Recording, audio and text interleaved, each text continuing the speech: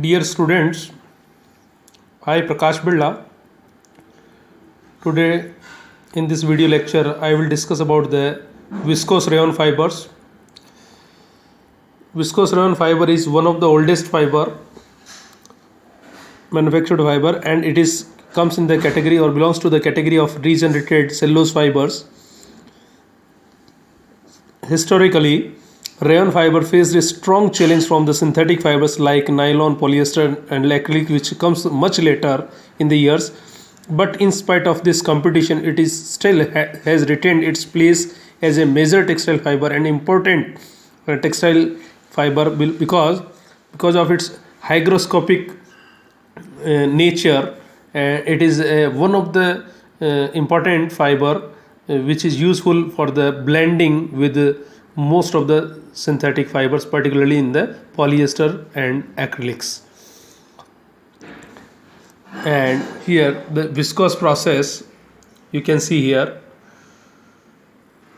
Viscose process first researched or discovered by in the UK by Cross, Bevan and Bedley in 1880s to 1885, and in later years of 10 to 15 years it get commercialized by the Courtaulds company of United Kingdom, and at the time it was marketed as the artificial silk. And in the later years, in 1925, the Federal Trade Commission of FTC of US agency defined it as a regenerated cellulose fiber and give it generic name, that is rayon. The basic chemistry of the viscose process, or you can say the viscose process chemistry, or the process involved in that, is the viscose process consists of first forcing the cellulose which is naturally present. The chemical structure naturally available is named as the cellulose first chains apart in the both amorphous and crystalline areas by swelling with hydrates of sodium hydroxide. Means the naturally available cellulose first gets swelled by the treating with the sodium hydroxide, and then after maturing the xanthation is carried out. Xanthation is carried out with the help of CS2, and it result in its derivative, that is the soda cellulose xanthate, which is soluble in water or very dilute solution of sodium hydroxide. Then the cellulose first get convert into its soda cellulose xanthate derivative. Then it is again reversing the process in spinning by removing the solvent water, sodium ions and xanthate groups, so that the pure cellulose with its hydroxyl groups are precipitate, and then it is drawn all together in the form of chains, and these chains first come near with the weak van der Waals forces. Then some hydrogen bonding may found between the hydroxyl groups of the cellulose second network. Yes, during this process the chemical structure of the cellulose first get convert into the cellulose second, and the degree of polymerization get reduced from 2000 level to the level of 300 or below than 300, say 250 up to, in most cases. A number of important chemical and physical processes start simultaneously when the liquid viscose enters in the spinning bath. Yes, during spinning what happened, or you can say during the fiber formation, what type of processes are involved in that, and these are divided, or you can say carried out in the following steps. Say coagulation. This coagulation that involves the liquid streams as extruded from the spinrate to convert in the xanthate gel filament. Then during this after this coagulation, here simultaneously or neutralization is carried out by neutralizing agent, and acidification is carried out with the presence of acid in the coagulating bathtub. And Then deswelling of the gel filament with the by the deswelling action of a one of the reagent. And then finally dexanthation means soda cellulose xanthate convert into its xanthic acid, and xanthic acid is convert into pure cellulose and xanthate means the dexanthation of the finally the gel filaments. And all these processes depends on the speed, interaction and permitted extent of these mechanisms determine the plasticity, stretchability and orientability of the gel filaments.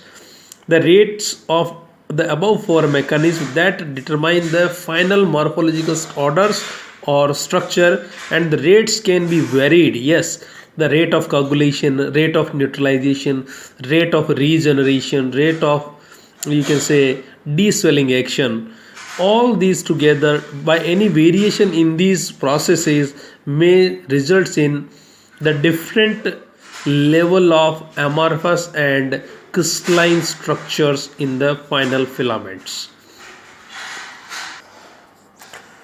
The manufacturing of the viscose rayon process, the basic steps of the viscose process manufacturing, viscose process involved, you can see in this diagram here, and you can see here the cellulose wood pulp.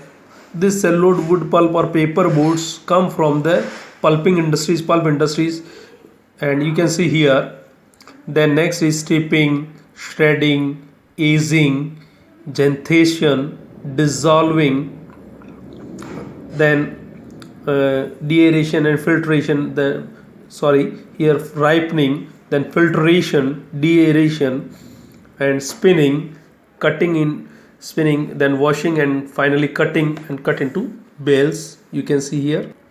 You can also see the line diagram of this in this picture.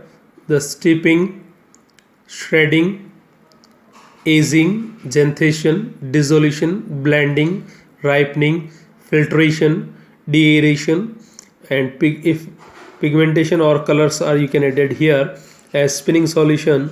In the spinning solution, then the spinning is carried out, then neutralization, purification, finishing, drawing and winding. Now first step, the stripping. Cellulose pulp boards maybe in the size of 13 inches by 18 inches or 20 inches by 30 inches comes from the pulp industries or paperboard making industries. Yes, these paperboards are manufactured by the using the wood logs.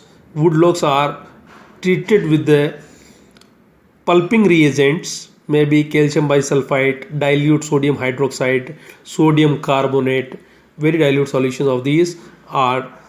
Then boiling is carried out and in the wood logs first cut into chips. First the bark removal, then cut into chips.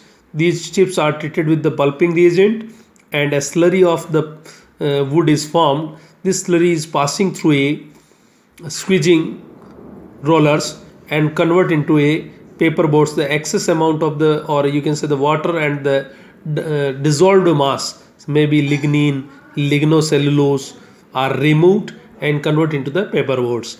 These paper boards of this much of size containing the pure cellulose from between 87 to 98% pure cellulose is present, and then these paper boards are stacked vertically 3 to 6 inch apart from one another in a steeping tank.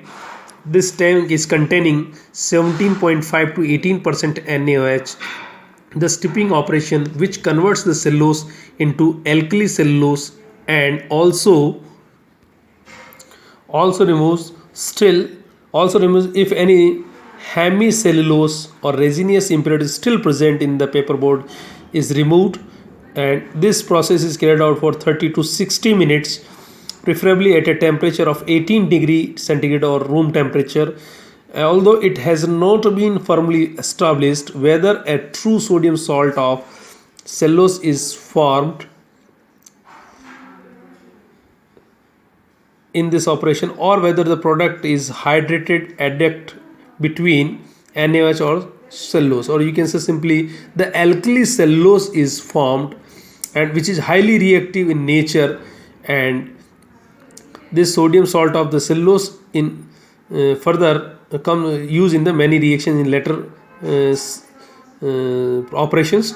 And after the stipulated period of the immersion and in NaOH solution, the swelled paperboards are pressed by a hydraulic ram fitted to a steeping tank to remove the excess amount of alkali. The press weight ratio, which is defined as the ratio between the weight of the pressed alkali cellulose and sheet and the weight of the air dried pulp, need to be carefully controlled to is preferably adjusted to 2.723, and the composition of the constituents for press weight ratio of 2.5 and 3 are given in table point 17.2. You can see here the table, and most preferably the variation in the press weight ratio does not change the NaOH content in the alkali cellulose.